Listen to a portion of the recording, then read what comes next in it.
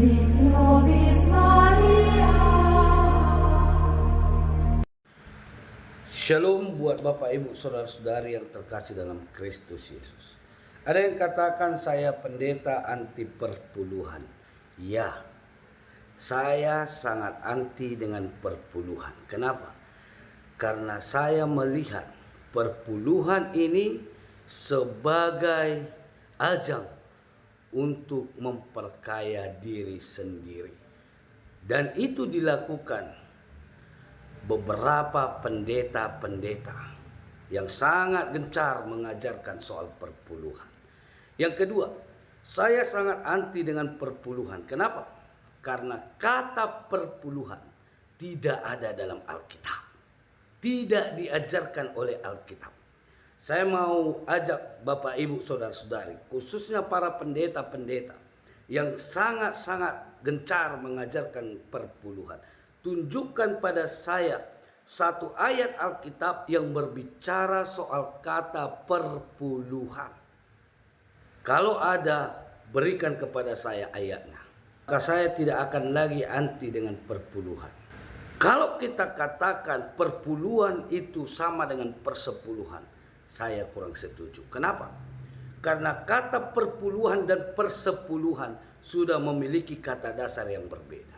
Kalau perpuluhan berasal dari kata puluh, sedangkan persepuluhan berasal dari kata sepuluh, maka tidak mungkin sama antara perpuluhan dan persepuluhan. Lalu ada yang katakan bahwa perpuluhan itu tidak dibayar tetapi diberikan. Konsepnya dari mana? Di mana diterangkan bahwa perpuluhan itu diberikan, bukan dibayarkan.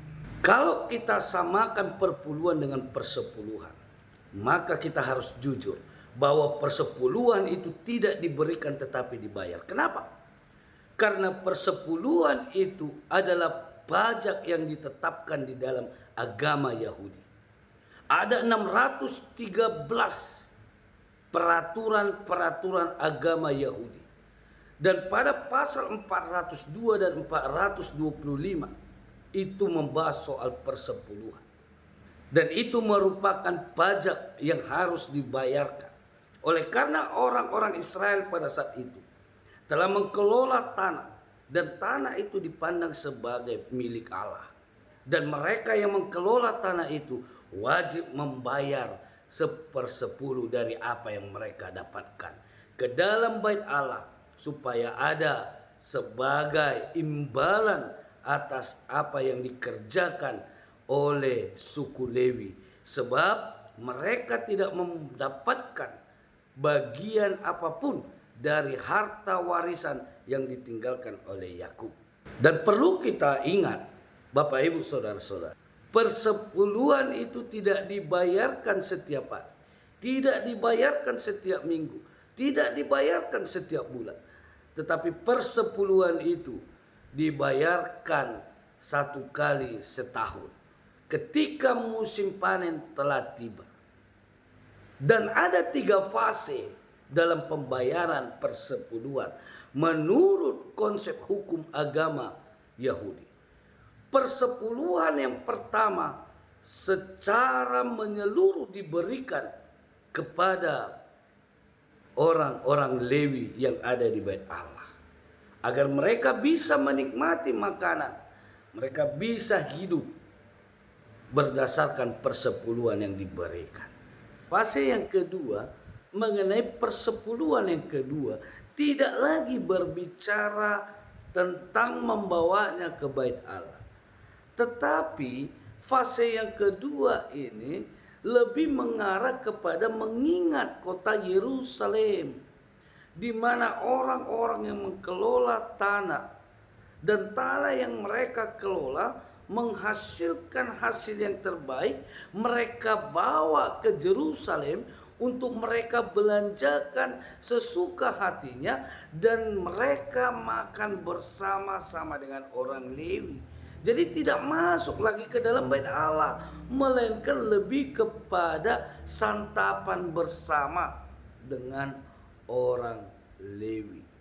Fase yang ketiga dalam aturan agama Yahudi tentang persepuluhan adalah diberikan kepada orang Lewi, orang asing, anak yatim, dan para janda. Jadi tidak hanya diberikan ke bait Allah, tetapi juga diberikan kepada orang-orang asing, anak-anak yatim, dan para janda. Fase ketiga ini menggambarkan belas kasih. Kalau kita melihat 3 fase pembayaran persepuluhan berdasarkan hukum agama Yahudi, maka fase yang pertama berbicara soal keadilan. Kenapa?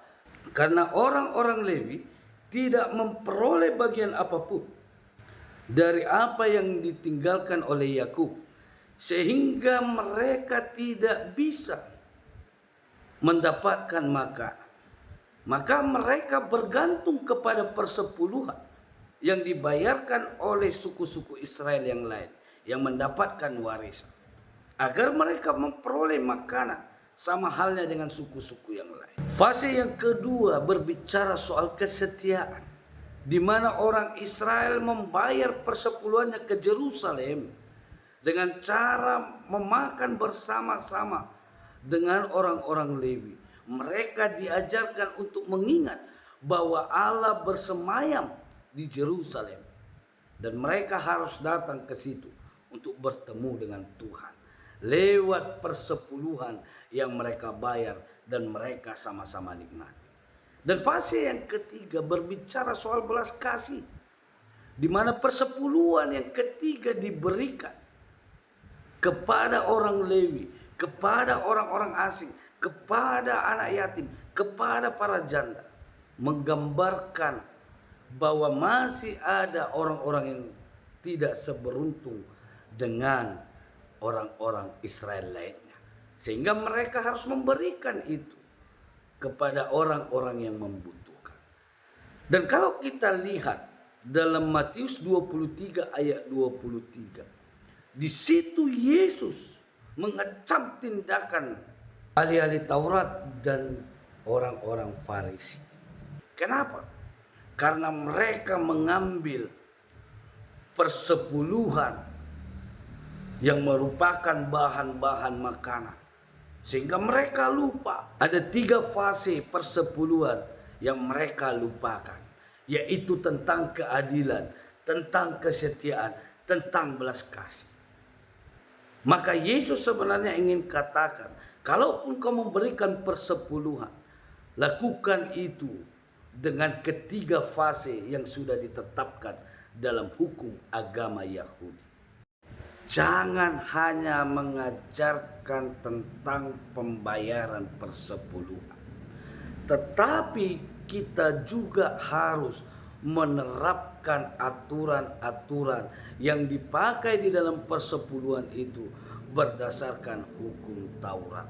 Itu sebabnya para rasul-rasul tidak mengajarkan persepuluhan. Sebab apa? Sebab persepuluhan yang ada di dalam hukum agama Yahudi tidak lagi berlaku di dalam kehidupan orang Kristen sekarang. Sebab persepuluhan yang Tuhan terapkan di dalam hukum agama Yahudi telah dilunasi di dalam darah Yesus.